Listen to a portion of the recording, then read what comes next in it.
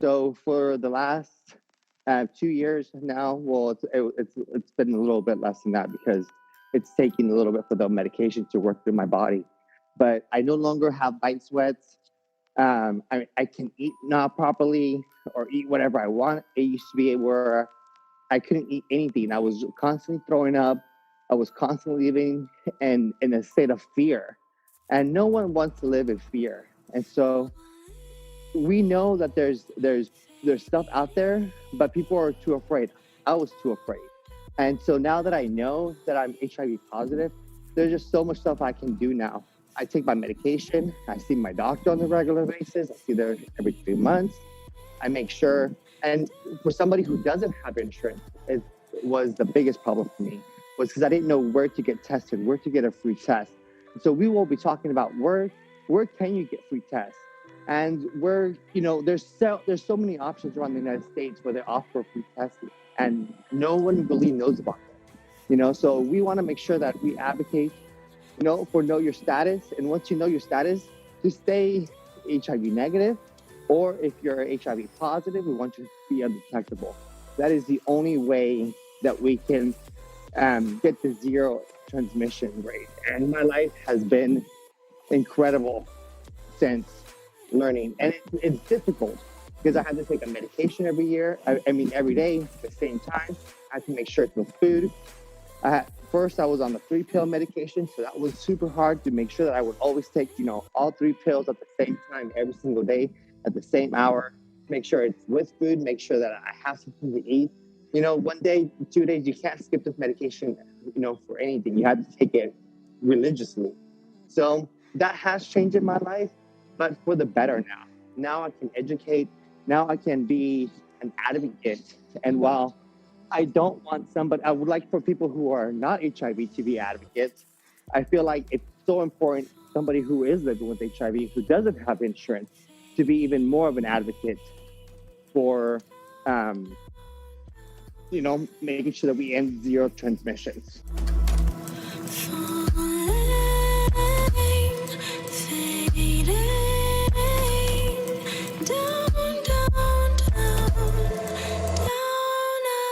So you're going for it now? No.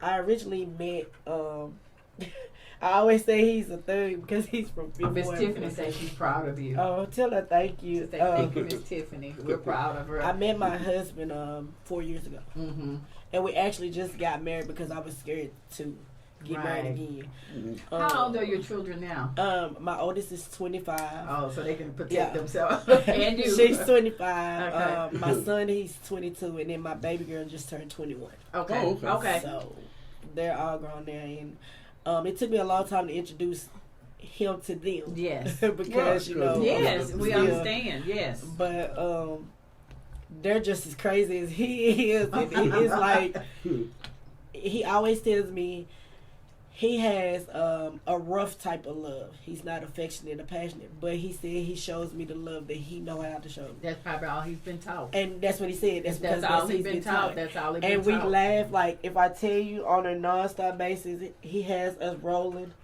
like, constantly, like, on a daily basis. Like, me and my best friend can sit in the room, and we not bothering nobody. When he come, like, what y'all do? Leave us alone. Like, we're not even bothering you.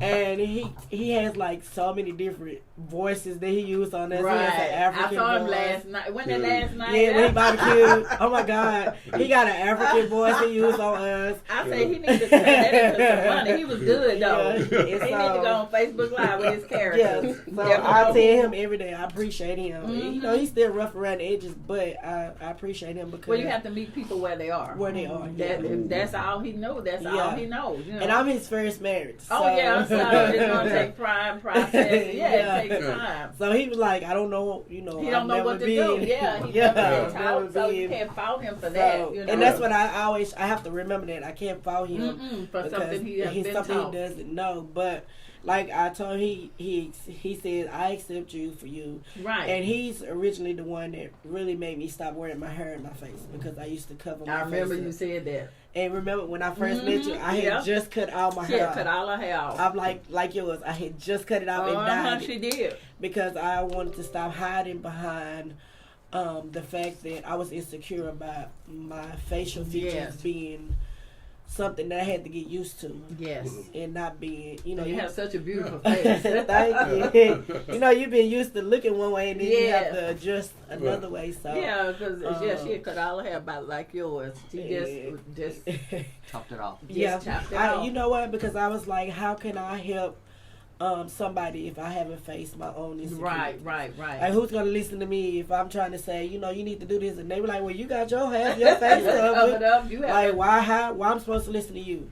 And so when I did that, I felt like, well, wow. And my husband has always been the one to tell me, you're beautiful, and I always say, well, why would you think that? Because he was like, baby, I don't see what you see. I only see you. Because when you told me that, I'm like, I don't see. I hate see that. What you say. Yeah, that's what I'm saying. Like, don't nobody see what I see. And I was like, you know what, Trail, you gotta let it go. Because if I don't, I feel like it was smothering me. Like that was something that was. I couldn't breathe. Like it was really consuming me. And so once I let that go, and my best, she didn't even know I cut it off, and I sent her a picture and I said, what you think? I chopped it all off and it was purple, and I was like, what you think? And she was like, oh my God. And I was like, thank you.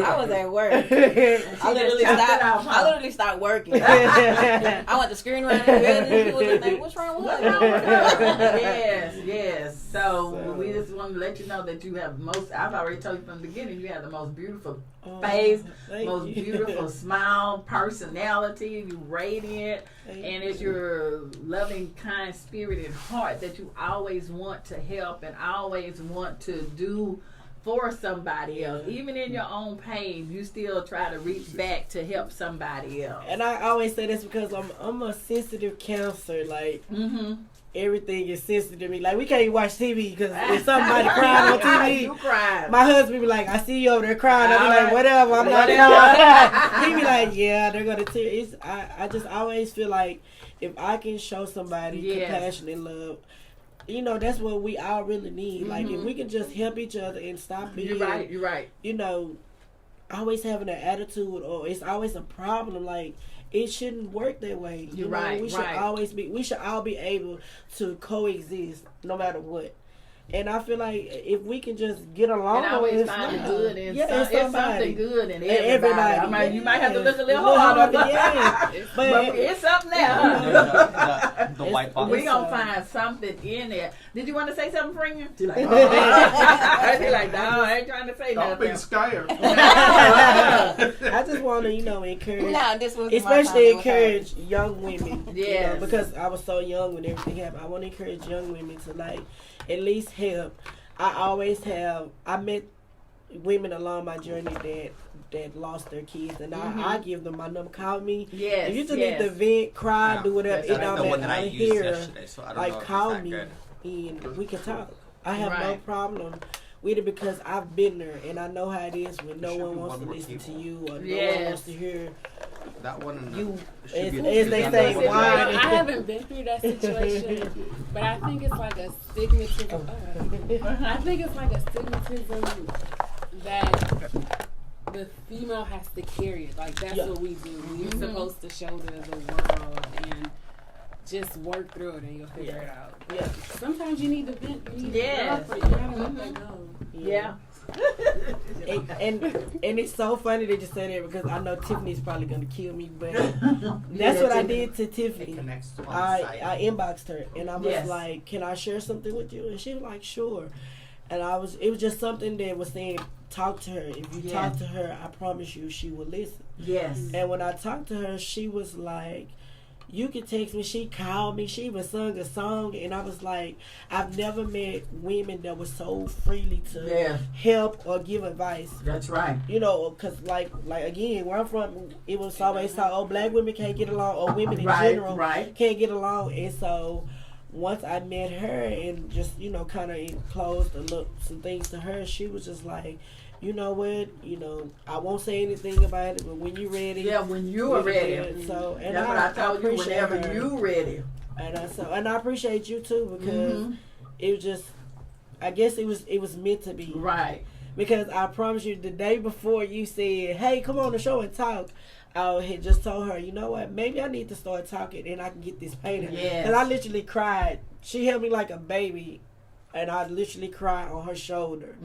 And the next day, Lisa them had posted on Facebook, like, if you could have your own radio show, what would it be about? And I chimed in. Yeah. And she said, I need to get in contact with you. And I was like, well, yes, ma'am, anytime. And I remember her tagging you and Mr. John. Yeah, she tagged us. And both of y'all inboxed me, like, simultaneously. He was like, can you come Wednesday? He was like, can you come Tuesday? And I was like, yes, ma'am. I can come. I can come. And then you was like, you're going to be a speaker at for October. I was like, yes, ma'am. So, hey, because I had literally just said, maybe if I get it out, I can get some of this paint lifted. Right. And because I told her I didn't know how much paint I really still had. Yeah. You know, because, you know, me, I'm goofy. So I'm giggling all day. We laugh and joking. And I didn't know how much paint I was really still holding inside. Yes. So I appreciate y'all so much. Oh, no, we appreciate you for being open, you know, being able to tell your story. You know, it's the thing is to help somebody else. It's not to bring on, to shame anybody, because once we talk, they may be going through the same thing you're going through, but until they actually hear it. Well, she made it, so I can make it. I went through this here, but look where she is right now, you know. So by you saying that, get out. Even though it hurt, get out. Just make your exit plan. Just run with the clothes on your back. That's something that somebody. Literally, like, run, please. It's just the things that I still can see vividly. Like, he would call and just hold the phone so he could hear the background. See if I was at work.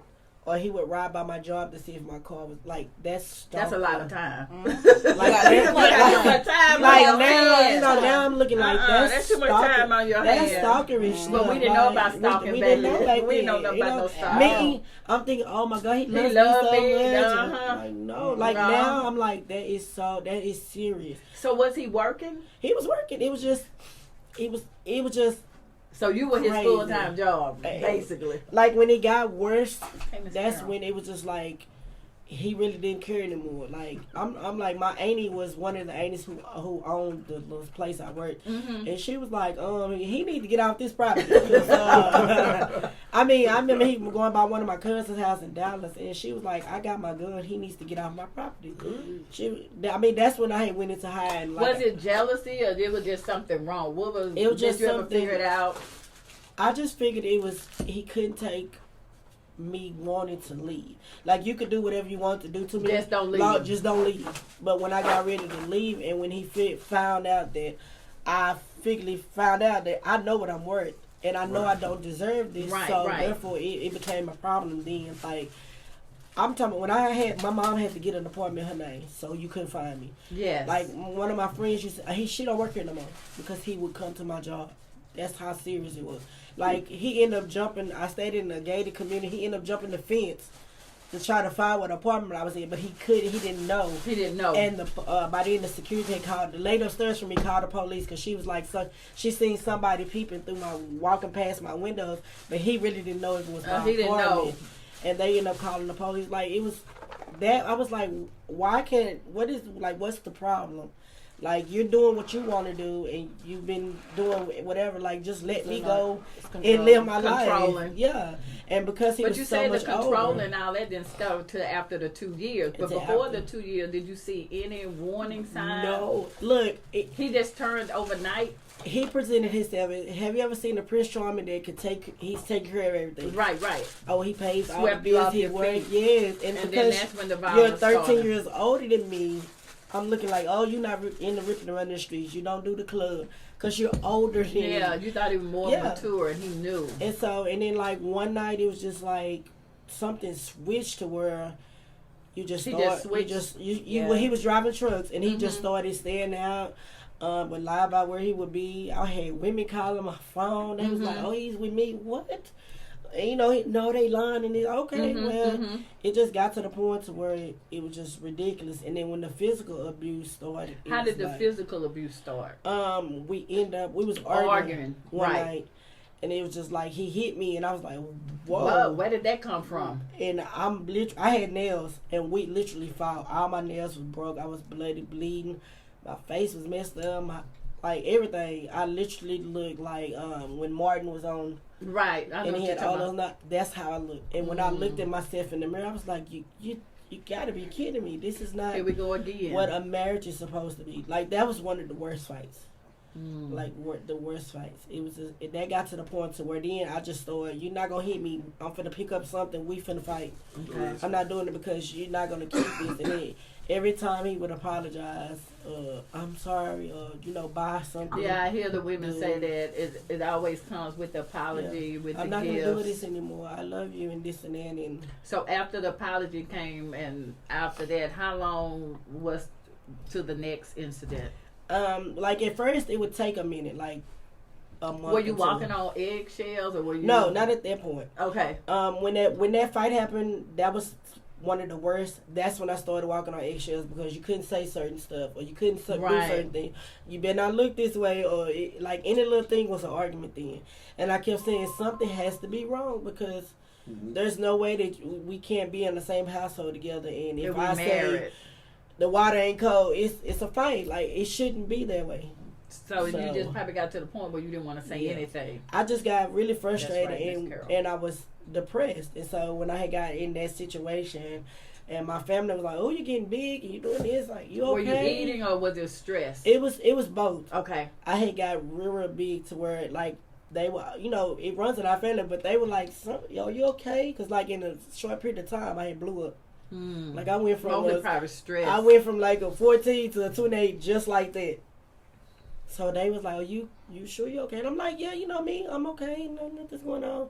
But no one knew that when I would go home, I'm in my room. We wouldn't even sleep together in the same bed. I'm in my room, scared with the door locked with a knife up under the bed, because I'm like, I don't know what's gonna happen, right? Or I don't know what's gonna go on. And majority of his family, when everything was found out, they were like, "Why didn't you say anything or why you didn't do nothing?" Because you're his family. Y'all not. Why would I believe that y'all would believe me over him and he's your family? Right. That's right. But a lot of them were like, you should have told us or we did this and why didn't you say anything? Was it a reason? I just felt like whatever happened in my house was supposed to be stay in your house. You know how we keep telling whatever stays in the house. Because I always thought no one can help me. Like who's gonna feel sorry enough to help me, or who's gonna want to help me? And all this time you still going through the pain of losing your baby. All of this you still going through. No one like ever knew. Like they were just like, "Oh, okay." I'm just falling. Like I always say, deeper and deeper into a hole to where it's like I don't think I can get out of it this time. Like I'm steady trying, and I was like, something has to give. And I was like, that final fight when I looked in the mirror, I was like, you saw your I face. don't deserve this. Like I literally. And is that when you start wanting to cover up your face after that? Yeah, after all of that. Fear, Miss Virginia. Okay. I used to because I always have a picture of me with my big cheeky smile. I always beautiful said smile. It never, no matter if I was small or big, I always could say that I had a cute face. You do. So when that happened, it was like, okay, I don't have my face anymore. So maybe I should cover it. And that was just something that I always dealt with, insecurity. That was something for me. No one else. Yes, she is. Carol. So I would always cover my face. I would get the same hairstyle, maybe a different color, but this was always covered up. Okay. And I know it got to the point to whereas when I first started saying I wanted to do my own business, I was like, no one is going to take me serious if they're looking at me, and I didn't want people to feel sorry or to be like not focused on what I'm saying because they're too busy looking at my face. And for some reason, I always thought that like no one's going to take me serious, or I'm going to have to answer questions about why my eyes like this, or why this, or why do I do this, and But everything you were saying, nobody knew. You were the only one that felt that because you kept telling me, I don't see what you're saying. What? I don't see it. Let me give the call-in number for anybody that want to call in. It's 281, what is that, 318? 8650. Anybody that want to call in, 281-318-8650. Miss Virginia Ballard say, tell you that you are helping others by telling your story because so many remain silent. Yes, ma'am. Miss Virginia, can you call in? She has a story too. Can you call in for us, Miss Virginia? We would love to hear your story and encourage some of the ladies. So make sure y'all call in 281-318-8650. And don't forget our domestic violence seminar we will be having October the 5th.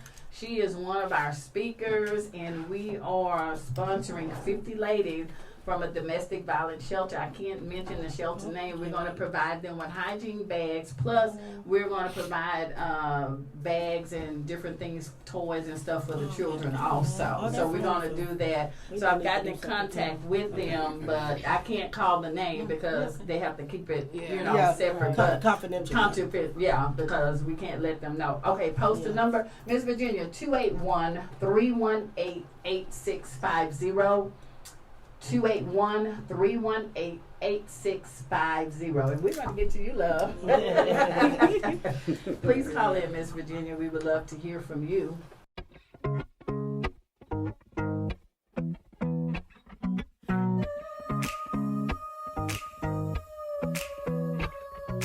It gets better. That's my recommendation. And go get tested.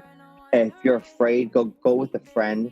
There's support groups all over Facebook. There's support groups all over in the LGBT community. You don't have to be gay in order to be in the support group.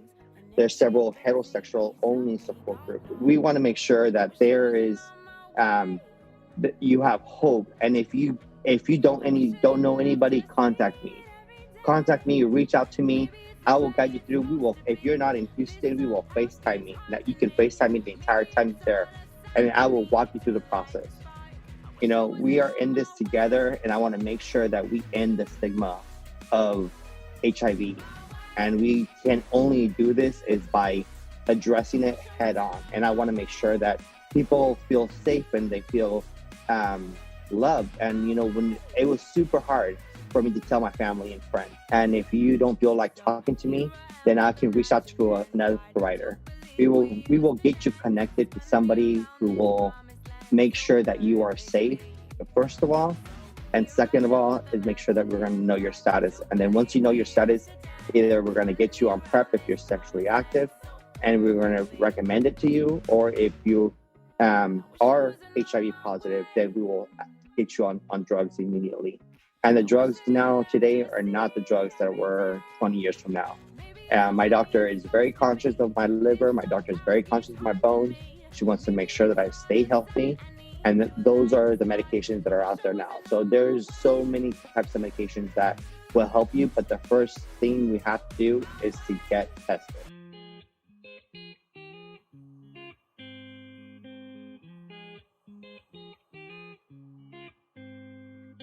My name is Antonio T. Smith Jr. In 2005, I had a close family member die to HIV. And to be honest with you, I'm still probably not even supposed to know it. In fact, the only reason I know it is because an angry family member said it in anger and it slipped out. And that's how I found out. And that's why I'm so passionate about this podcast, because I'm tired of people like me, family who would support and who would have loved on my cousin. She died alone. She died in the hospital bed completely alone because I didn't know, and because I was too busy playing basketball than being with my cousin. And I'm very passionate about what Josh Mica does. He wants to change the world, and I hope all of you contact him. And that's why I'm so extremely passionate about this podcast. But I suffer every day that I let my cousin die alone, because 2005 made me an ally, but I shouldn't have to go through a death like that to become an ally. All of us should be allies. That's my story, and that's why Josh is doing this podcast, and that's why we're here. 'cause I've had enough. It's a minefield in my mind, and I'm headed for destruction. Mama, tell me it's alright before I turn to nothing.